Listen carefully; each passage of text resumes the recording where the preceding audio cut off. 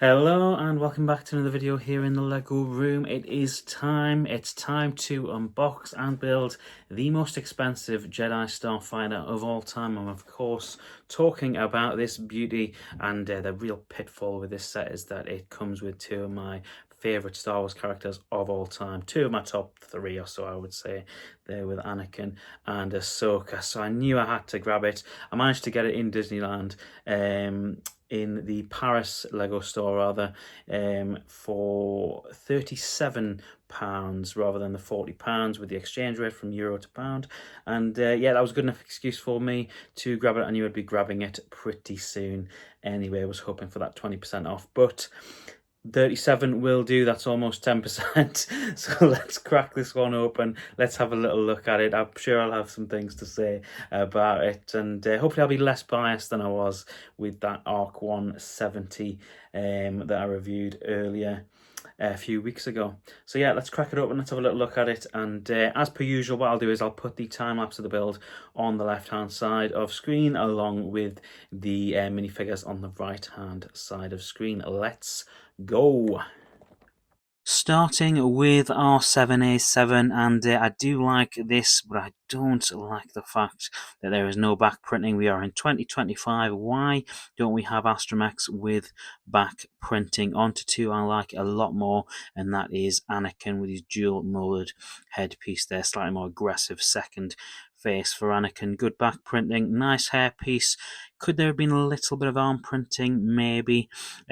Ahsoka is one figure that probably couldn't have arm printing, but she does have a dual molded headpiece, and I like the fact that Leku is just ever so slightly smaller, the right size for her at this current point in the Clone Wars story. Let's have a little look at all three of them lined up together, and it's not a bad run of figures. I will say that the Anakin figure kind of holds this whole set together. I think if you're just getting Ahsoka with the astromech, it probably wouldn't be very good value for money, but that extra Anakin figure as a chaser is a really nice figure. Long overdue an Anakin figure.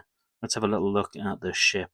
And I put R7 in there just so you can see it filled out. I'm going to start with something I don't particularly love, which is, if you're a regular viewer of the channel, you'll know what I'm about to say, which is the sticker pieces on the wings here. I don't love the fact that these are sticker pieces, especially when that cockpit is a printed piece. Why couldn't we have got printed wings as well, particularly at this new inflated price for a Jedi Interceptor?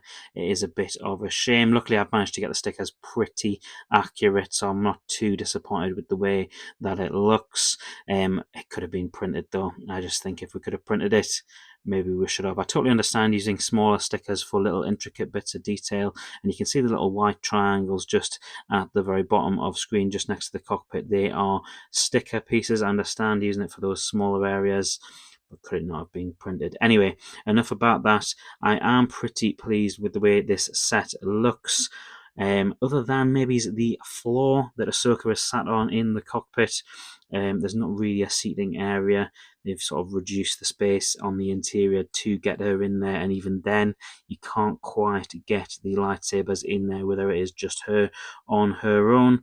It does look really good, though I can't really fault the way that it looks. It looks like a Jedi Interceptor of old, and I do like it. And onto the back of the Interceptor now, and one thing that I don't particularly love, but this is universal with any Star Wars ship, is when the missiles are hanging out of the back of the ship. It looks far worse on the Arc 170. Admittedly, it is literally being hanging in there with a stud, whereas on this one, they are kind of concealed by the blue thrusters in the back of the ship. So overall, not too bad. And when you see it from this angle as well, it looks pretty good. Can't complain. I do like the sort of guns that are being used at the very front of the ship. I do like those. I think they've got some interesting pieces. Interesting that these are grey, and the ones on the Arc 170 were brown. Not entirely sure why they couldn't have all been grey or black. Onto the very bottom of the ship as well. Stickers you can see there on the wings, pretty well lined up, and you've got those two curved pieces there underneath just to keep the balance of the ship when it is sat upright. Overall, pretty pleased with this ship, although it does sound like I am whinging a lot about the stickers.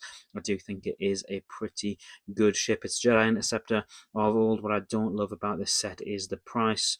having got this even at a slightly reduced price, I would still encourage people to wait for a sale on this particular ship if they haven't already. I don't see the point in paying £40 for this. I'd be waiting to see this hit that £30 to £28 mark with certain second party retailers, and that'll certainly happen throughout the course of 2025. So I'd recommend waiting for a sale, but it looks pretty good. I'm pretty happy with it, and certainly really pleased to get my hands on that Ahsoka and Anakin minifigure. If you're a Lego Star Wars fan, stay tuned. We've got a ton more of Lego Star Wars coming over the next couple of weeks.